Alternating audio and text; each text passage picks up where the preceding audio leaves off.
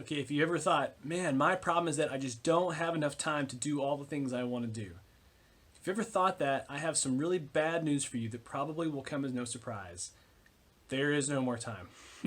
We all have 24 hours in a day, right? So the question is not how do you get more time, but how do you make better use of the time you have? And that's our spark for today, how to prioritize well. And this idea comes from one of my favorite books, 7 Habits of Highly Effective People by Stephen Covey.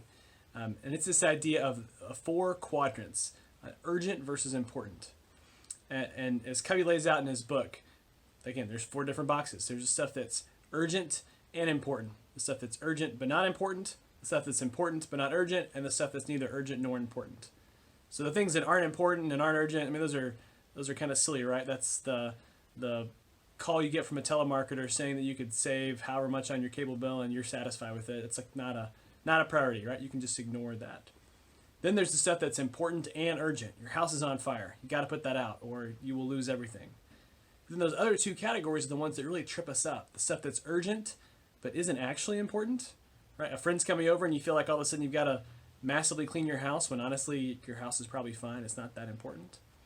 Or the things that most often get overlooked, the things that are not urgent but they are important. Things like developing your own leadership, like building long-term relationships with other people, working on strategic projects, things that maybe don't have a due date or an end date and no one's clamoring for them right now, but if you don't do them, you're going to lose your edge or your company's going to lose your edge over time.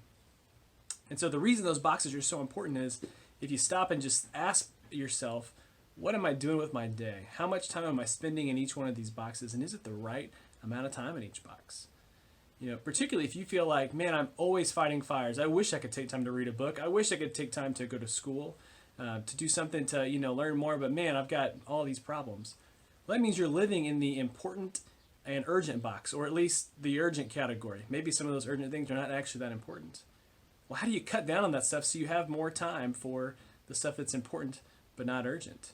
It's a chicken and the egg situation. As you invest more time in the people underneath you, for instance, and develop them as leaders, which is important but rarely urgent, they become more competent, which means fewer problems end up on your desk, which means there's fewer of those urgent and important things. And you have more time then to invest back into them.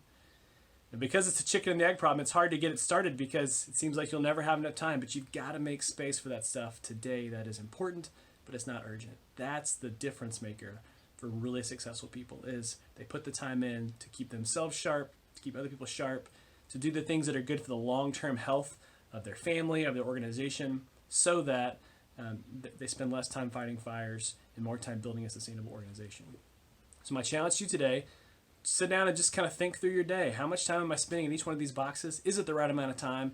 How can I invest in some long-term things that are important but not urgent so that I've got fewer fires that I have to fight throughout my day?